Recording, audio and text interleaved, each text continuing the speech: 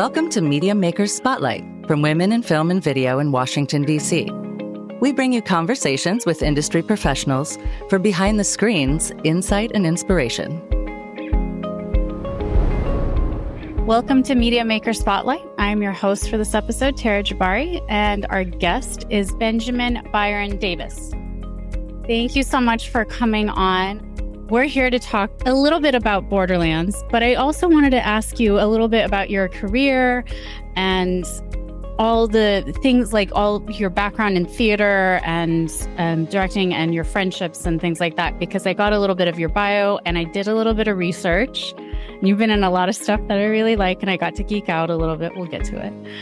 Okay. But the biggest project that's coming up is Borderlands, which is based off of a really popular series of video games. And were you involved with the video games? I couldn't quite figure that out. No. No. But Never. you have been a voice actor for many other video games in the past. Well, it's a bit of a fraught term, given the nature of the work. Voice actor is a bit of a misnomer. I guess technically speaking, I was a voice actor on a title called Grand Theft Auto San Andreas, and the voice actor meaning in a booth at a microphone with pages in front of you. The work that we did on the Red Dead series, Red Dead 1 and Red Dead 2, we're often called voice actors, but that work was entirely performance capture. So it's the same work, the same tech Andy Serkis did the Planet of the Apes films with, the same tech that they did Avatar with. So it was, for the second Red Dead game, it was 5 years of getting up and down on fake horses and learning how to spin guns and do lots of stunts and all manner of things. And so voice acting leaves the wrong impression, I think, in the fans' minds of what it was, because really what it was an ensemble of 15, 20 of the finest actors I've been lucky enough to be associated with, working alongside one another, making what I think is one of the great game series of all time, Red Dead. Another great game series of all time is Borderlands, which I believe that, and I spoke to Randy Pitchford when we were shooting Borderlands, and he let me know, I think the process on the Borderland games, at least maybe not for the new one, but that was a combination of motion capture. So they would have actors on the day doing the physical work and then voice acting. And that was where actors in a booth would do the dialogue that would go on top of the motion capture. Got it.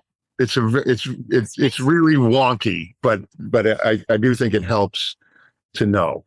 Yeah, because there's so many different ways of it with how it's been with the tech and all the different ways. It's definitely been changed since Mario Brothers. It's absolutely, it's very, very different. But with this one, it was like a huge deal because I'm not too familiar with Borderlands, the video game, but I know Cate Blanchett is, I know who Eli Roth is, and so this was a huge deal. And then your character is a pretty big deal. And I was actually looking at some of the trailers and also a little bit of your social media posts, and they're like, "But where's your character? Because you are." Let me find it. Hold on, I have it. You're playing Marcus Kincaid, a weapons dealer, an entrepreneur who mostly deals with Cate Blanchett's character, the outlaw Lilith.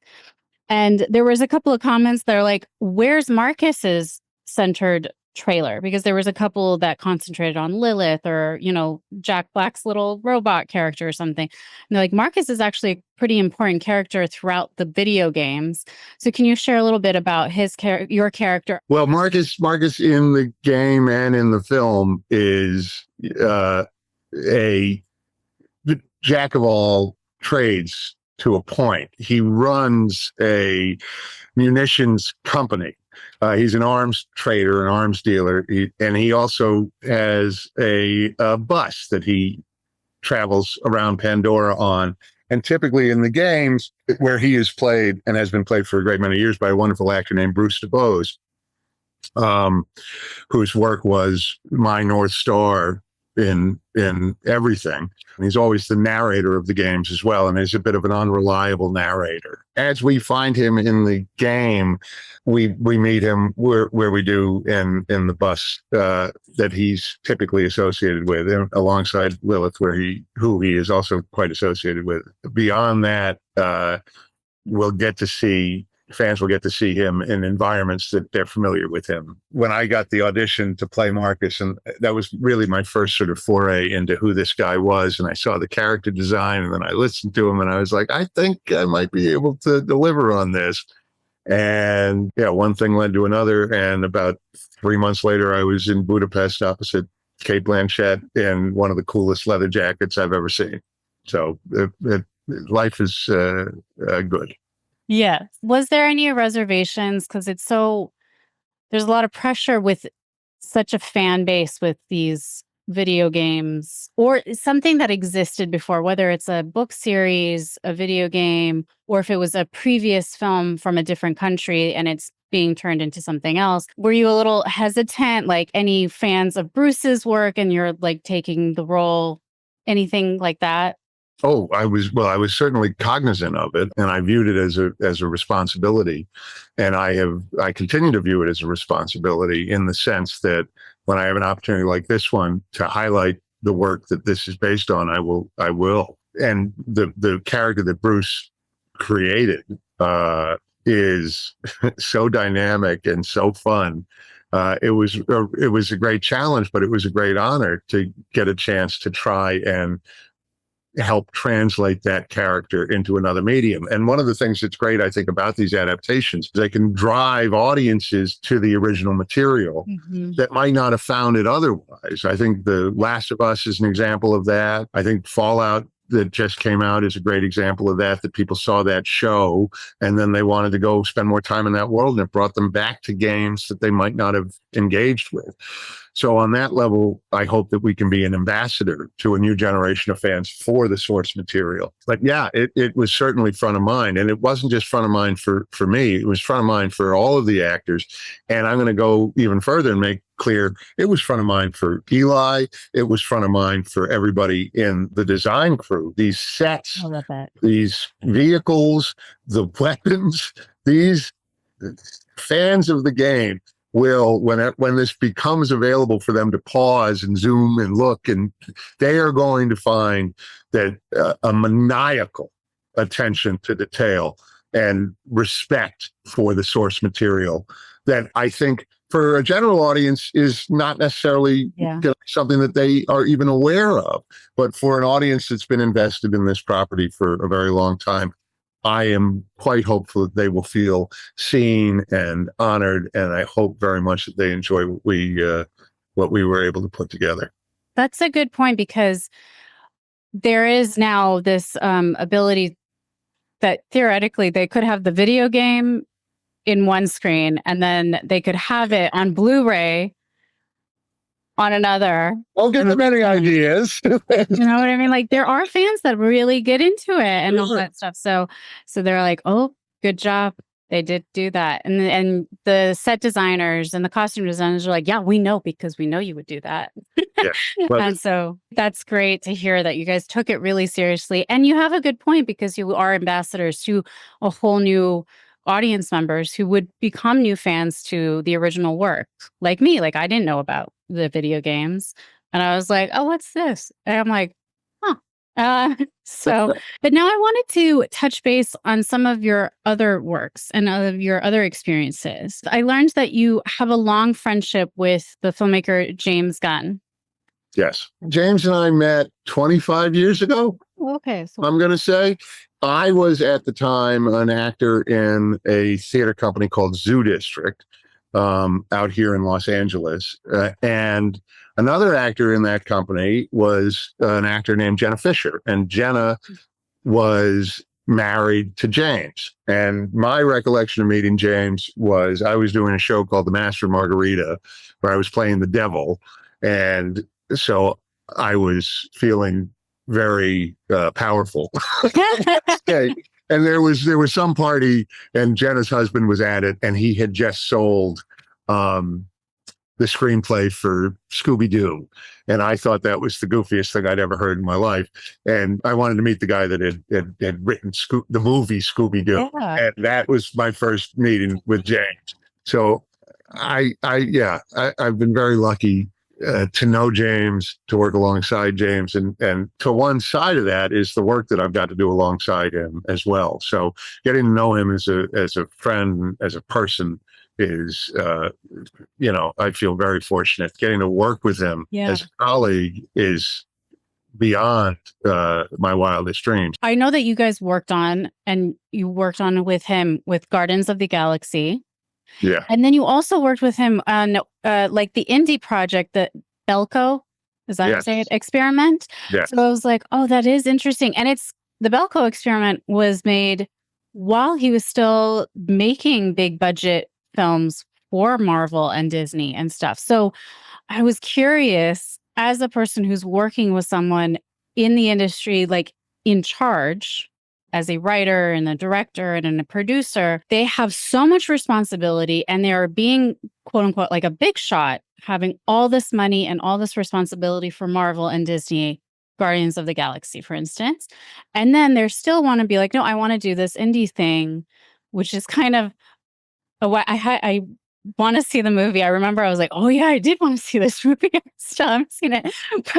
But the Belko experiment, and wants to still, and also you just know that he has always worked with his brother, for instance, to me is like the bigger star, because hello, Kirk.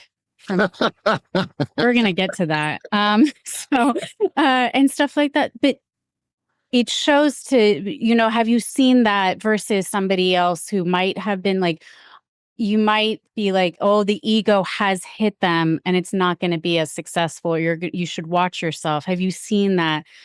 What makes a person keep level-headed, or do you know what I mean? I know I know exactly what you mean. There's terms like breakthrough or overnight success, or there's all of these sort of notions of arrival, right? That if I get this accomplished, I will have arrived. Mm-hmm. And you start to recognize the people who are like, oh, this person's here because they think that it's like a get rich quick scheme or something, which is just a dumb idea. Because the reality is what success means in this craft is more work, and the more success you have, the more work you have to do.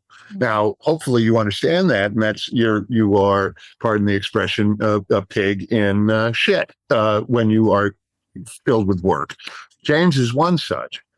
But James is, like everybody else, has dealt with disappointments and setbacks and worse. And he's never been somebody who, and from the cheap seats, mind you, where I'm sitting, that I've seen as somebody who's waited for permission or waited for someone to grant him an opportunity. And when there wasn't work with a studio, he would find work of his own. He would generate work of his own. He would generate scripts of his own. Belko Experiment is a fine example. That was a script that he had. I think at that point it was in a drawer. And because of the success that Guardians won, sort of put him in the catbird seat, and all of a sudden everything that he had that was written was something that a studio might want to produce. I think that's what happened with Belko. But the thing with James is there's no arrival. He's still working. I don't think he yet has the appreciation that I expect his oeuvre will have when time has really sort of allowed people to understand really the depth of his accomplishments, which I think are profound. It's really, the goal is to keep having work and doing it for the art and stuff. You have always been working for a very long time and have over 50 guest spots on television shows, drama, comedy, all sorts of things in all that thing. And so one of that, like, I was looking, I'm like, okay, I'm like, Gilmore Girls. Yeah, that was a rough day. That was a very hot day on Gilmore Girls. Speak everything, Ben.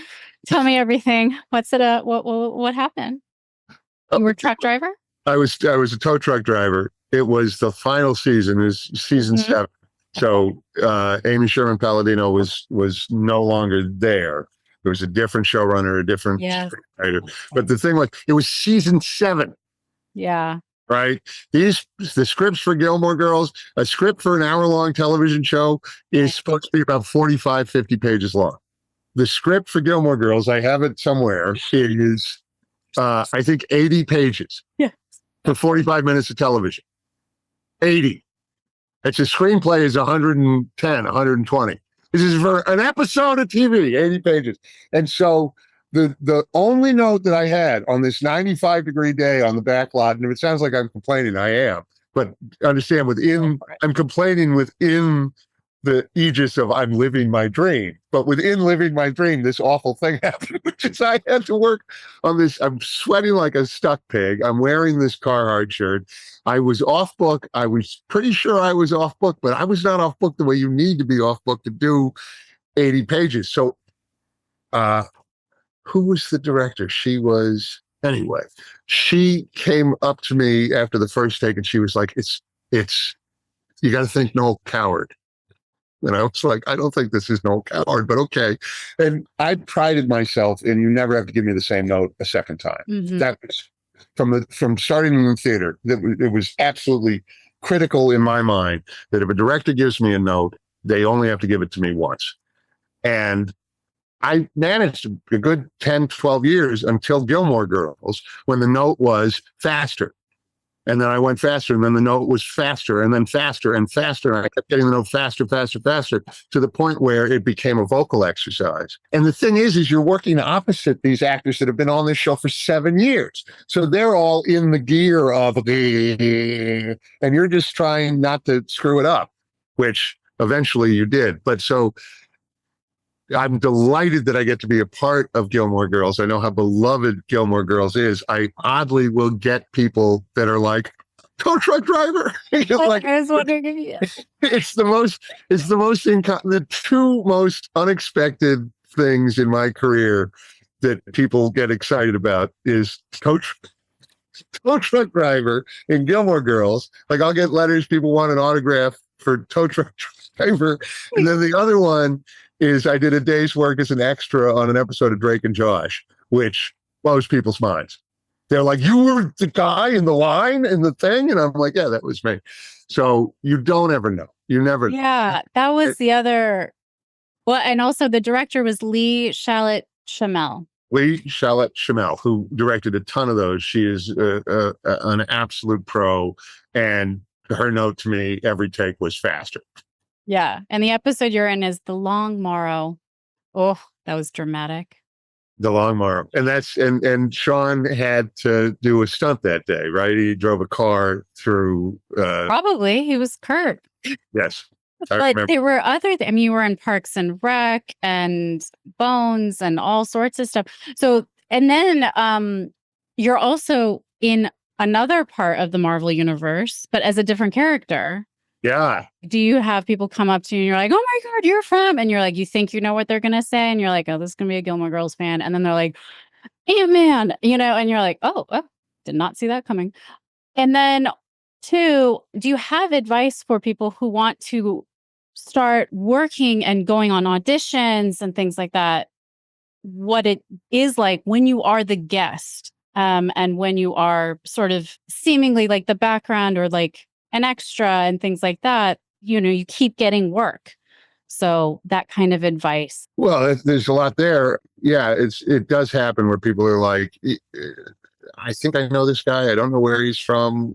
And then they'll ask, what have you been in? Which I always hate when I never want to do that because I feel so bad. Well, what I learned a pretty good response that I've only used once or twice now, which is to say, well, what have you seen? Oh. And, you just list the shows and I'll tell you if I've been on any of them. When I was doing Red Dead 2, I was in the same hotel on Long Island for a very long time. And you'd go and you'd be at the hotel bar and it'd be a lot of traveling salesmen. And so everybody's talking about what they do. And you stop at a certain point, you just say you're a contractor. And because it's not a lie, because once the conversation is you're an actor, then there's their opinion about actors in general comes into play. Their opinion about what you've been a part of comes into play, and it's best to leave it to one side. To answer the question about being on set and being in a position like you're in on a show like Gilmore Girls, from a practical point of view, you're, at least at that time, you're quite excited you're in season 7 or something, because that means it's already stripped syndication. That means there's going to be a residual back end. There's nuts and bolts things about surviving in the industry that come into play with that. But ultimately, a lot of actors, I think, put themselves through a great deal of unnecessary agita because of this whole notion of rejection that is part of the perception of what a career in acting is. And I reject the notion entirely. You will have parts that you want that you don't get. You will have parts that you don't want that you do get. There is, but the notion that you are rejected when you do not book is a pervasive one. And it's a mistake to think that way. But you're excused for thinking that way, because there's all manner of agents and managers and casting directors that will go to actors and they'll say, you didn't get the part because of X, Y, or Z. Yeah. At the beginning of my career, there was a lot of talk. You didn't get the part because they went younger or they went older. Lately, there's talk. You didn't get the part because they wanted to go in a different way. Some people will offensively say they wanted to make an ethnic choice as opposed to this, that, or the other. None of those reasons are the reasons why a person doesn't get a part. Yeah. The reason a person doesn't get a part is simple. They are not the one that can help with the thing. Mm-hmm. Mm-hmm. That's it. Why did you get hired? You got hired because you can help with the thing. Why did you not get hired? Because you can't help with the thing. And sometimes the guy that can help with the thing is me, and I get the part. Does that mean I'm better than the people that didn't get the part? No, it means I could help and they couldn't. And that's the same with every job. So my advice to younger actors or to actors starting out is to understand that, to pull your ego to the best of your ability out of the casting process, because it doesn't matter. And so people will get to the end of the day and they'll say, I said the wrong word, or I didn't shake their hand well, or they'll look for, this is the reason why. And that's what yields, they went older, or they went, God forbid, a different way. That's why I didn't get the part. No, that's not why you didn't get the part. You got the audition. You got the callback. That means that means they're willing to hire you already. So you didn't get the part because they hired somebody that looks just like you for a different part. You'll never know the why. So why concern yourself with the why? The most important part of vital life in the arts, in my opinion, is to avoid bitterness. It's to avoid being discouraged, because you can't make good art from a place of bitterness, and you won't make it if you're discouraged. And so if you frame every opportunity that doesn't cut in your direction as a failure or as a rejection, well, you're inviting that bitterness into your worldview. You're inviting that discouragement, and and needlessly, because it's not based on anything real. The other thing, I think, answering your question, is advice that I give any actor, which is, when you are on a set, find somebody with more experience than you and watch them. Watch them. You don't have to talk to them. You don't have to engage with them. You don't even have to know them. You don't have to tell them that's what you're doing. Watch them. Watch how they conduct themselves. Notice how they treat people. Notice how they treat people that are working as extras. Notice how they treat people that are working as co-stars. Notice how they treat the people in the sound department, the people in craft services. Recognize that. Learn all that you can. I think ultimately that making a movie, making a TV show, making an indie it's an ecosystem. You're a piece of it. The actors that work the most are the actors that make that ecosystem better. And the actors that work the least, I think, are the ones who are assholes and behave like assholes. So don't do that.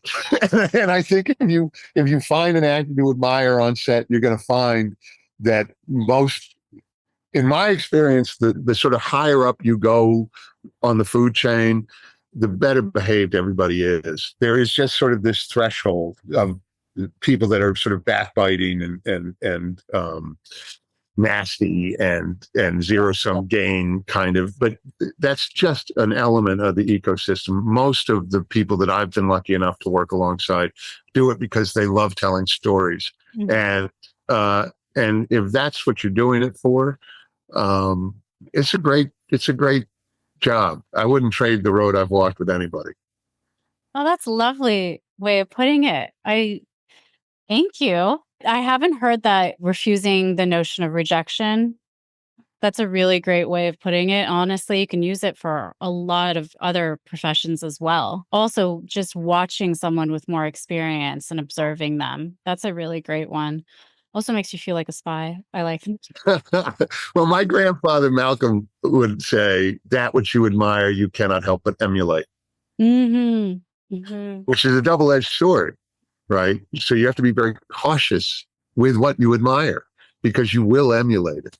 But I think if you can find a pro on a set and see how they conduct themselves, that's a great way in because they have a breadth of experience you don't have. Yeah. Lovely. I just had one other question, which was, it sounded like you were raised in Boston and you studied in Chicago and New York City, yes. Right? At NYU and University of Chicago. And then you now live in Los Angeles and you predominantly work in Los Angeles. And you also have a huge theater background and you work also as a director. Seems more in theater than on screen-based. Yes. So I was just wondering if there is a difference in working on screen and in theater in these different places, in the East Coast, Midwest, West Coast, and all that stuff. Yes. There are a broad degree of differences. I think among the things that you can add to that kind of geographical resume is also just time. I got my degree at NYU, I think in 95. I've been in the union since 1999. So we can talk about what it was like working in various locations, but we can also sort of talk about what it was like working in various eras. The on-camera industry in the age of streaming has changed dramatically from the industry that I entered into all those years ago. The aim was to get 5 years on a series. You wanted a series regular, you wanted 5 years on a series, and that meant that you would have 22 episodes a year for 5 years. It would get stripped to syndication. None of that exists anymore. It's just gone. It's just disappeared. But so that's a function of time, not geography. Like I've been based in LA since the turn of the century, and I've worked a great deal in Los Angeles, but some of the largest gigs that I've done, I've booked in Los Angeles, but you go work someplace else. Borderlands, I booked in LA, but worked in Budapest. Belko Experiment booked in LA, shot it in Bogota, Colombia. The Marvel projects book in LA, shoot in Atlanta. Geography, I think, is becoming less and less essential. And I don't know what that's going to mean, because as geography becomes less essential, what does that do to community?